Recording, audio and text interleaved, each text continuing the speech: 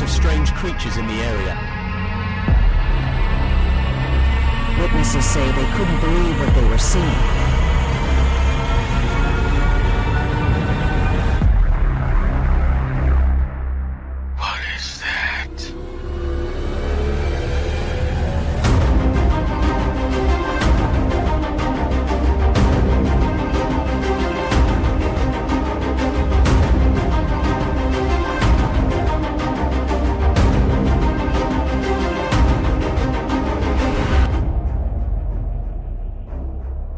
Welcome, beloved fofers, doubters, naysayers, non-believers, and skeptics. Welcome to Paranormal Fable or Fact. I am Victor Trevino, joined by my co-host and beautiful wife, Tammy. We're your humble guides to tales of alleged hoaxes, unbelievable stories, and the overall strange.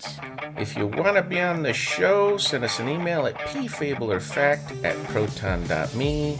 Our Facebook, YouTube, the rules, and the rules for debunkers are in the show notes. Like, give us a good review, hit that notification bell, and subscribe. Yes, and we're always taking stories because we can always have an episode of more stories. Absolutely. We just throw one in there if we get enough. Yep. Our appreciation goes out to our veterans, our troops, and our first responders. God be with you and yours. So moving on to the gist. I came into this research. We're going to do a show on the Warrens, Ed and Lorraine Warren, because it's been a long time coming. Right. We've been talking about doing a show for how long? About a year. Yeah. So I came into this research thinking that the Warrens were universally despised, because you know how I love to visit the chat rooms. Right. I gotta admit, I fell for the headlines. No, you didn't. Hook, line, and sinker. I thought people, they were controversial. They're dirtbags. They were money grubbers. They did this and they did that. But as I continued on with my research, I saw similarities between these quote-unquote alleged accusations against their character. And that's one of the things that raised the red flags, and raised the hockles and got me aware something was going on, because they seem to be very personal attacks. Not generalized attacks. Oh, okay. Like they're greedy or they're liars or, look, they say they're religious, but they're not. They're he cheated on his wife. He did this. He was a pedophile. That's our rules. Yes. If you can't attack the data, you attack the people. Yep. That's all it is. It's debunking. Yep. And I believe it's from our buddies over there at Skeptics R Us again. Some of the attacks against them are so over the top that I believe only a small percentage of the public that are aware of the Warrens take the accusations seriously, because they're so out there. Yeah. And some of them are really petty, and that's typical of debunking, right? Yeah, and a lot of people will believe in what they say because it's out there more. Because they get the headlines. Mm-hmm. They get the headlines from the blogs. They get the headlines from the news. They get the headlines from the magazines. They get the headlines from, the cable news and all this kind of stuff. That's why. Because they're backed and they're funded, just like we've been making the argument this whole time. As we go into the show, most of the accusations were dropped. They were sued for this. But it was dropped. Immediately dropped or thrown out of court because it was laughable and there was no evidence for it. Right. The judge wouldn't even hear the case. So who cares what they accused of or what they were sued for? Right. If they actually settled out of court or did something like that, okay, now you have an argument. It wasn't even heard in court. Yeah. So you can make 20 lawsuits against them. Who cares? Yeah. If they're all just frivolous. Yeah, and dismissed. And dismissed because there's no evidence or because they're just so over the top. Ed Warren, who died August 23rd, 2006, and Lorraine Warren, who died April 18th, 2019, were American paranormal investigators and authors associated with prominent cases of alleged hauntings. Ed was a self-taught and self-professed demonologist, an author, lecturer, and an artist. Lorraine professed to be clairvoyant and a light trance medium who worked closely with her husband. I've never been a real big fan of theirs because Lorraine was a medium. And you know how I feel about psychic mediums. Right. Moving on. In this show, we are going to put the Warrens on trial. Okay. Are they guilty of being horrible or not? Now, we have a disclaimer for this show. We covered some of the cases where the Warrens were involved in on previous shows. Headline grabbing with accusations to smear someone's reputation is very easy. it is much more difficult to actually prove in court, which is why a defendant is innocent until proven guilty. Let's start with a clean slate, regardless of how you feel about the Warrens. That's all we ask.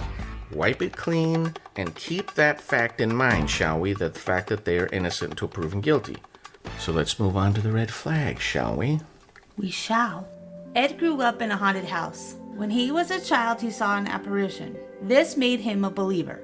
And then the next point of interest was that Lorraine was actually a skeptic her whole life. Oh, was she? Yeah, up until she started investigating with her husband. I believe it was probably because she had a very strict, both of them were very, very devout Catholics, and the Catholics believe that you shouldn't be talking about this stuff. So because of her faith, she probably didn't talk about it. You know what I mean? And she didn't want to believe in it, so... Or Right. she thought that if she believed in it, it was against her religion. Right, that's exactly what I believe. And she didn't start actually believing in it until much later, like I said, after she started investigating with her husband. Now, one thing that I was very, very interested in is their background. Because people like to say that certain people are certain ways to smear their character, but when you actually look at their lives and facts about their past, kind of changes your perspective a little bit. For example, they met when they were both just 16, and they were basically dating on and off, boyfriend and girlfriend. Oh, okay. Another thing, when Ed was just 17, he volunteered for the U.S. Navy during World War II in 1945. He left and served and fought for our country at the age of 17. Wow. So, charlatan, liar, whatever, that to me shows a strong character, shows something that I believe a lot of people are overlooking when they make these accusations. Because I didn't know that. I didn't know he served. Well, yeah, and back then, for you to, say you were 17, you know what I mean? A lot of young men lied about their ages. Lied about their ages, yeah. They were so devout in protecting our country that they went into the military. So, and that's a huge character. Sacrifice, yeah. Huge. And brave. It's brave. Yeah, it's bravery, courageous. yes. Because courageous. He's just a kid, man. And he's out there fighting the Nazis and the Japanese, It's like, At 17. At 17, yeah. And he volunteered for it. So that is irreproachable as far as I'm concerned. Yeah. As far as his character goes. I agree. Plus, they were basically high school sweethearts and stayed married the entire time until his death. Yeah. Which, again, Loyalty. shows character on both of them. So regardless of what you think, that's significant. One of the major critics of the Warrens is Skeptics R Us. The frauds. Yes, them. They, yes. Yeah, they. The paid and complete biased debunkers that masquerade as skeptics to paint every possible paranormal case with reasonable doubt regardless of any physical evidence, eyewitness testimony, photographic, audio, or video evidence. They just shrug and say, nothing to see here, folks, move along. And we've proven that time and time again with our shows. Yeah, they like doing that. So, no matter where you look, if you are researching or trying to read about the Warrens, one of the first things you're going to read about is how Skeptics R Us investigated them and found, quote, no compelling evidence, unquote. Of course, they offer no evidence to support their claims, so it's worth their weight in crap, as far as I'm concerned. Yet you see it everywhere, and this is just the same pattern. You'll see their opinions no matter where you go. Yeah. Their opinions are going to be top forefront. Well, these people over here says, or this person, this skeptic says, and then you look that skeptic up, and he's part of Skeptics R Us, so he's a debunker, he's not a skeptic. Yeah, he's part of they. To me, this is proof that Skeptics R Us are paid and or backed by someone or something that's very influential, because otherwise no one cares about their opinion, yet it's held in the forefront as though everybody does. Right. One of the accusations against the Warrens was this person, and I say that lightly because to me, to do something that she did is subhuman. But she basically came out and accused Ed Warren of having an affair with her from the time she was 15 all the way up until his death, basically. She claimed that she got pregnant by Ed, and that Lorraine told her to get an abortion and to lie and say that she was raped by some home invader. Of course, this was in 2014. Ed was long gone. He died in 2006. And in 2014, Lorraine would have been almost 90 and suffering from dementia. So I believe this Judith Penny was paid or promised money to falsely accuse them, because there's zero evidence that any of this happened. They even asked the daughter of the Warrens about what had happened, and they said no, she was basically a house sitter for them because she was a troubled teen, and she basically sat the house while they were gone because they were traveling the country helping people, and we'll get into more of that, what they were doing. So she basically house sat for them. So when she was there, the Warrens weren't. Right. 99% of the time. Right.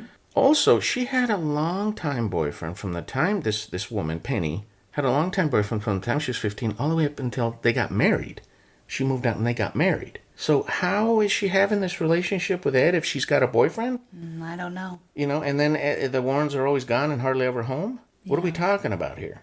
Also, why wait over 40 years to make this accusation when Ed's already gone and Lorraine's in the early stages of Alzheimer's? Yeah. Very, very suspicious. And again, this goes to show you how far they're willing to go. Yeah, it's just to muddy up somebody's name. Right, it's just to smear their character. Mm-hmm. And then they sued, but they didn't sue the Warrens. They sued the production company that came out with the new movie in 2017. Conjuring? The Conjuring series, yeah. I guess there was a new movie in like 2016 or 2017 or something, and they sued. But they sued the production company because they claimed that they showed the Warrens being devout, religious people that didn't do anything wrong. So it wasn't even against the Warrens. That's strange. It's the lawsuits against the production company, and of course it got dropped. It got dropped as soon as it went to court. I think what they wanted was in order for the Warren, or in order for Lorraine to not have the smear against her character, they wanted to settle out of court. As soon as Lorraine said, no, we're taking it to court, they dropped the lawsuit. Oh. Because there's no evidence. Yeah. There's no evidence she was ever pregnant when she was 16 or 17. Yeah. You'd have medical records. Yeah. You'd have medical records. She said a police officer came to the house and was questioning her about it. You'd have records of that. Yeah, there'd be a record of that. So basically her accusations were empty and shallow. That's a shame. Yeah. Another thing that they accused the Warrens of doing, Lorraine, how dare she? She signed a disclosure clause because the movie was about her and Ed, and she specifically asked that they not be shown in a negative light of any extramarital affairs or anything like that. No stuff that goes against their character, right? Well, why would she do that? What a dirtbag. That's because she has stuff to hide. That's what they're trying to say. But if you actually look it up, lots of people, everybody does that. Why? What do movies do? They put like something in there that the audience is going to like, but it wasn't true. Right, they take liberties. Right. And they embellish stuff. Yeah, embellish stuff. So if the movie is made about you and I, for example, let's say we do something courageous and they make a movie about it, we're going to sign that same disclosure too. Look, we don't want you to add some flair in there and say, oh yeah, Tammy, when she was a teenager, she was a stripper. Yeah, you know what I'm saying? Yeah. So we're going to sign a disclosure agreement. You see what I'm saying? Yeah, I know, But you know they will do that. You know they will do that. Yes. So you sign a disclosure agreement saying, no, we don't want to be portrayed like that. We want you to stick to our real lives because we don't want you to damage our character. Some people don't care. Yeah. Well, go say whatever you want, make the movie nice. But a lot of people don't. Yeah. So what Lorraine did wasn't trying to hide anything or being shady like they're accusing her. Again, petty, empty accusation. She didn't want them to dirty up her character, her as a person. Exactly. And her husband. And she was doing exactly what lots of people have done and are still doing today. It's not anything out of the ordinary, and it's not anything that needs to come into question. We need to investigate the fact she did it. What are you talking? Get out of here. Yeah. Yeah, so, and just for FYI, I was never a stripper, so that's just of course not, baby. I'm just saying. That's just it was an example. Okay, so another one. This is the next red flag that I found. There were a few cases where the claims that the families being quote unquote helped by the Warrens didn't want them there or felt the Warrens were only taking advantage. There were even accusations that the Warrens pressed the victims to exaggerate their hauntings to drum up publicity. I could find no evidence of that. I don't know where that happened. The only one that happened, and it's in one of the Unarguable Truths, and we'll talk about that as we go, but there's only one accusation like that. The other one where they were criticized was because they helped Maurice Thoreau, who pled guilty twice to abuse against a minor, against a child. Now, again, this is an empty accusation because you see in the chat rooms, oh, they're dirtbags helping this child molester, helping a pedophile. They're supposed to be Catholics, and here they are helping him. Well, how would they know that he was a pedophile? Yeah. Or that he even had anything to do with it. Yeah, there's probably no evidence that they did backgrounds on people that they went to go to help. You couldn't do a background check back then. There was no internet. Yeah. What are they gonna spend months waiting for paperwork? Yeah, I don't think from law or private investigator to do a back. Of course not. They took him at his word. Yeah. And I guarantee when he was saying, "Oh, I need help. I think I'm possessed." Oh, by the way, Well, wasn't the church that was called on that? The church called them, not him. The church contacted them, right? One of the priests contacted them. And we were actually going to do a show on this, and you felt funny about it because of the fact that he pled guilty twice. Right. And again, I'm not trying to, please don't send angry emails. Oh, you're trying to defend a child molester. He was never convicted. He pled guilty according to him because he was possessed and he couldn't remember. He was having bouts of memory loss. Now, I don't want to get into a discussion whether, well, that could be he had mental illness. That's not proof of possession. Totally agree that's not proof of possession, but it explains why he pled guilty and why they never threw the book at him. Because we talked about that. Remember, during the 70s, they had done that Child Protection Act. Yeah. They were looking for examples. He was never thrown in prison for anything. So he pled guilty, and they threw the cases out. But the main point is, how would they know about his background? They just went there and took him at his word. So how is that a black eye against the Warrens about something this guy did before they even met him? Yeah. Empty, lame, weak argument and an attack against their character, because there's no way they would know what he did. What was it, 8 years before he even contacted them or something like that? Something. The next red flag, and then we'll get into the inarguable truths, the Annabelle doll. That was another huge case the Warrens were involved in way back when. And that's that Raggedy Ann doll. Right. Which was supposedly haunted or possessed by a young girl spirit named Annabelle Higgins. The two girls that had the doll were like talking to it and bringing it stuff and trying to get like a relationship going with it. And when the Warrens showed up, they said, listen, that's not a little girl you're talking to. Right, that's something evil. Because religious people, Christians in particular, and I don't know how other religions look at it, they probably have something similar, but to Christians, as far as I know, we believe that anything under the age of 10, I believe it is automatically taken to heaven. So if you hear people talking to, oh, it's the 6-year-old boy and he's playing with a ball, I'm rolling a ball back for, like, there's some, I think it's some school or something, or some hospital somewhere, where there's this ghost of this little boy and they roll a ball back and forth. That's not a little boy you're dealing with. It can't be, because a child wouldn't be trapped there. Automatically welcome to heaven. Of course, if you don't believe in heaven, you can make that argument. Fine, I'm not going to argue from a position of authority. We just said that. Right. But that's what we believe, and that's what the Warrens believe, and that's what they told them. So they took the doll from the girls and said, stop talking to this thing. It's not a child. Yes. You're talking to something very dark, and that's why all these negative things were happening to these poor girls. Right. And they didn't know where it was coming from. I guess because it was part of the Conjuring universe, it's being questioned now. But again, no evidence whatsoever that they were lying, that they were trying to make money. This happened way long ago, and the Conjuring movies were made when? 30 years? Yeah. Later, after they were already retired and everything? Right. So the idea that they did it just for fame or fortune it's so weak. It just really is. So let's move on to the inarguable truths we finally got here. Okay. Number 1. Everything the Warrens were involved in seemed to be particularly targeted by the debunkers. Number 2. Most of the more serious attacks were launched when the Warrens were vulnerable. Number 3. There is a collusion in these efforts to discredit the Warrens. Number 4. Ed and Lorraine were accused of being greedy. Number 5. Their main mission was to educate on the occult. Number 6. The vast majority of the victims in the Warrens' cases were appreciative and supported them. So let's go back to inarguable truth number 1, which is everything the Warrens were involved in seemed to be particularly targeted by the debunkers. And this is what I was talking about at the very beginning. When I first started doing the research, I realized not only were the attacks, they seemed to be personal. You know what I mean? They seemed to be, like, separated from everybody else. For example, the Amityville Horror is one of the ones that the Warrens are just torn to pieces over, shredded by the Skeptics R Us and the other debunkers. Right. Because they were perpetrating this lie. They were perpetrating this lie and promoting this falsehood and this hoax, basically. Yeah. Number 1, the Warrens weren't involved in that case until after the Lutz family had already moved. Number 2, they were only part of a much larger team of investigators that were there.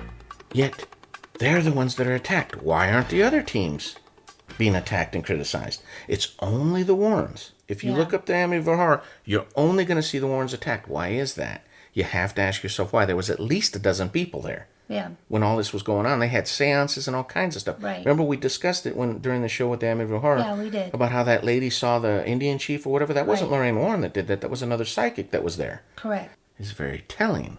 Right. Another criticism, and this is one of the ones where they said that the Warrens were trying to get money and trying to push them to lie or whatever. Ed Warren told a horror author, Ray Garton, who wrote the account on the alleged haunting of the Snedeker family, to make the story scary because, quote, that's what we're paying you for. The author later called into question the veracity of the accounts in his book, saying the family involved, which was going through some serious problems like alcoholism and drug addiction, could not keep their story straight, and I became very frustrated. It's hard writing a nonfiction book when all the people involved are telling you different stories. And this is directly out of one of the Skeptics RS's blogs or posts or whatever. Okay. Let me read that line again. Ed Warren told horror author Ray Garton, who wrote an account of the alleged haunting of the Snedeker family, to make the story scary. Because, quote, that's what we're paying you for. Oh, that's it. Ed's a dirtbag. He's trying to make this author lie. Think about that. What author doesn't embellish? Yeah. And if you're going to argue, well, no, but he's saying it was a nonfiction book. Yeah, it's nonfiction, okay. Based on true events, based on a true story. And then Ray Garton can make up whatever he wants because that's what they do. They embellish. Right. So all Ed was saying is, hey, try to make a story scary so that the book can sell. Yeah. What a dirtbag. He wants his book to be successful. Again, weak accusation, nothing unscrupulous, nothing shady. All Ed was doing, he's talking to an author. Yeah. That's what authors do. A creative mind. When it comes to creative writing. Right. And he's telling him, hey, use your imagination, man. Yeah, for it. Go for it. Yeah. Right. Right. How is that any blowback or anything negative against Ed Warren is beyond me. Yeah. But do you see what I mean? It's just a petty accusation. But when you read it, the first time you're like, oh man, that's pretty shady of Ed to do that. But when you really start to look at it, right, it falls apart. Yeah, it does. It's a lame accusation. Also, when he's talking about the family not being able to keep their story straight, and that meant he was a skeptic towards the story, well, who cares? He's an author. Yeah. He wasn't there. He was just going by what the Warrens told him, and then he was, interviewing the family. Correct. He wasn't there for any of the stuff. This was after the fact when they were deciding to write a book. Right. So he didn't witness anything personally. He was just investigating people. And like he said in his own words, the family was going through alcoholism and drug addiction. Now, let me ask you another question. What does that have to do with the Warrens? It doesn't. Thank you very much. So moving on to inarguable truth number 2, most of the more serious attacks were launched when the Warrens were vulnerable. We were talking about Penny. Right. She accused Ed of all these terrible things. He's a pedophile, Lorraine's an enabler. At the time, Ed was on heart medication. The fact that he probably had trouble pleasing his wife, much less a much younger woman, young girl, there's no way that he could have even tried, even if he wanted to. In fact, I saw a post in one of my chat rooms that I love to visit. Somebody said this. They said, go look at all the old pictures. You can see Ed's got bags under his eyes. He looks sometimes he's waxy looking, very, very pale. Mm-hmm. He was very ill. Yeah. So the idea that he was carrying on with this little teenager is nonsense. Right. By 2017, when this lawsuit was launched against the Warrens, Lorraine was 90 and suffering from dementia. Because remember, she died in 2019 at 92. Right. So she was 90 in 2017 when this stuff was going on, and she was already gone. Right. Right. And Ed was gone, long gone. He was already dead. Yeah, for years. Again, why wait that long? And then don't sue the Warrens, you sue the production company? And again, the lawsuit was against the fact that the Warrens filed that Lorraine signed that document saying, look, I don't want us being, shown in a negative light. Right. And that's why they made the lawsuit. Well, that's a lie because of this and this and this. But then when they went to the court, the judge wouldn't even hear it. He just threw it out because it was all empty accusations. Right. Moving on. In arguable truth number 3, there is a collusion in these efforts to discredit the Warrens. It's blatantly obvious. The debunkers used other investigators to criticize the Warrens. For example, apparently, the Warrens visited the house of the Enfield poltergeist. Remember, we covered that show. Yeah, we did. With the sisters, remember? Right. Janet and Margaret. One of the main investigators besides Maurice Grosse was a guy named Guy Lyons Playfair. Playfair came out in 2016, right after the release of The Conjuring 2. Playfair stated that the Warrens were not invited and showed up only because of the publicity, and, quote, they only stayed a day, then they were showed the door, unquote. Yet the sisters, Janet and Margaret, we talked about it during our coverage of the Enfield poltergeist. When they were reunited with Lorraine at the movie premiere, they were delighted to see her. Right. And they said that she was one of the only ones that was actually trying to help them. Right. Because remember, they kind of accused Maurice of kind of egging him on to get evidence. Yeah, right. Remember?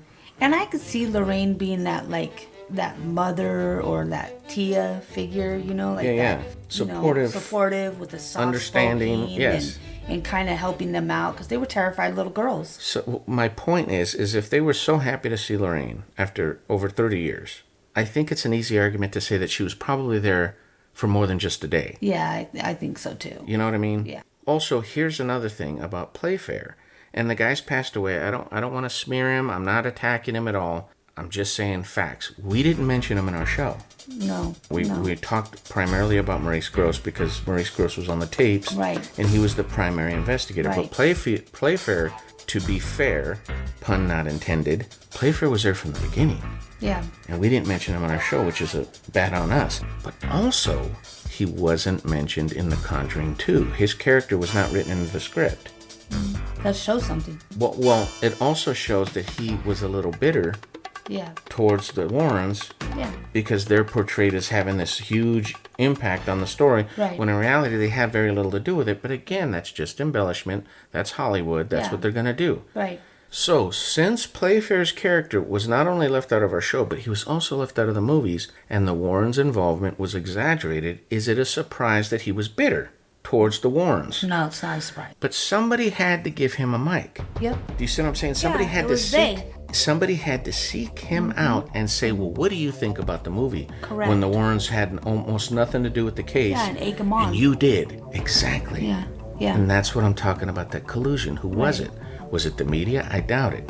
I can almost guarantee you it was Skeptics R Us. Yeah. Almost guarantee you. It was them. Yeah, exactly. Or it was the mainstream media because they're involved too. They do the same thing that Skeptics R Us do, the fake news. But moving on, we covered that one enough. In arguable truth number 4, Ed and Lorraine were accused of being greedy. I didn't know this about them. Again, when I was doing my research, I had this predetermined opinion about them that they were universally hated.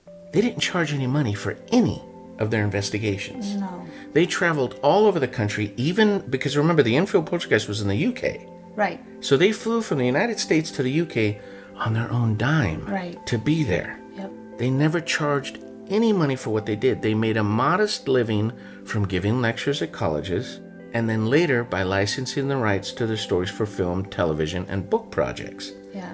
Which, as we'll get into that, you'll see that most of their fame and fortune didn't happen until after, again, Ed was already gone, and Lorraine was elderly. Right. So this idea that they did it for greed, it's nonsense. No. There's just basically no evidence whatsoever that they were greedy or they were trying to get money. Yeah, they were trying to make some money on some books and stuff because they thought what they were doing was important, and they were trying to reach more people. Right. The largest sum of money ever earned by the Warrens was from the Conjuring Universe film franchise, which was created in 2013. Right. Lorraine would have been, 87? 86? Yeah. Ed was already gone. And Ed was gone. It's a weak criticism to say that they were motivated by money. They were already retired, and Ed was dead. Right. What are you talking about? Oh, those greedy money grubbers. Get out of here. Yeah. I think we covered that one enough. Let's move on to argument number 5. Their main mission was to educate on the occult. They began giving lectures at colleges because, according to this biography written about them, the demonologist, there was a growing interest in the occult in the late 60s. Many of the people they saw were affected by dark phenomenon were college students. Correct. They hoped that through their lectures they might discourage people from exploring the occult in the first place. So that's what they would do. And people that went and saw their lectures, their speaking engagement at these colleges, will all attest that's exactly what they were trying to do. They were saying, don't mess with this stuff. Don't mess with Ouija boards. Don't do seances. Don't do any of that. Just stay away from it. Yeah, they were doing their own form of witnessing and protection to these children, to these young adults, because their faith was so deep that they collected like they collected the Annabelle doll. They collected these evil things because they knew in their faith if they put it somewhere safe, these young adults or children or whoever's involved wouldn't have these evil things around them, and that they can keep the occult away and the evil spirits away because of their faith. Right. So they were very strong about that, because I've watched a couple interviews and that's what their goal was. Right. And if you watch interviews done on them, you can kind of see in their character. They're especially Lorraine. She was very soft-spoken. She wasn't very boisterous about what she believed. She was very. They didn't want fame and fortune like they're being accused of. Right. They were trying to educate people. Yes. They weren't trying to turn people to faith. They weren't doing sermons. They weren't preaching God and Jesus. No. They were just trying to tell people, look, this stuff is out there. Be careful. I think we covered that one enough. Yes. Moving on. Inarguable truth number 6. We're at the finish line, baby. Yes.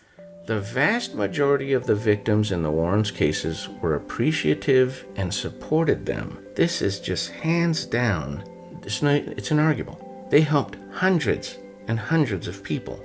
But when you look at who was criticizing them, who made, quote, the Warrens controversial, it's like 2 or 3 people, and that's it. Yeah. Everyone else said that they were there to help, said that they were happy with them. The lawsuit against the Warrens, the one that most of the critics, the debunkers, love to cite and love to attack them on, was over the brothers Carl and David Glatzel.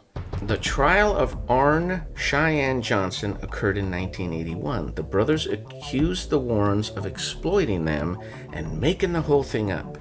The original book was published in 1983 to very little profit. It wasn't until the republishing of that same book happened in 2006 to a much wider audience, because by then the Warrens were more famous. So when they reprinted the book, all of a sudden, here come these brothers with all these accusations. You see what I'm saying? Yeah. Now that the book's making money. Yeah, they want part of that money. So they waited 25 years again, and then they sued him. Now, one could argue, if because we have to be arbitrary, one could argue, well, they were kids at the time. Of course they're not going to sue the Warrens back in the 80s. But their families didn't sue. Yeah. Their parents didn't sue. Right. And the kids, 25 years down the road, they didn't sue until after the book came out the second time. Why is that? Motivated by money, perhaps? Perhaps. So, in conclusion, baby, what do you think about the Warrens now?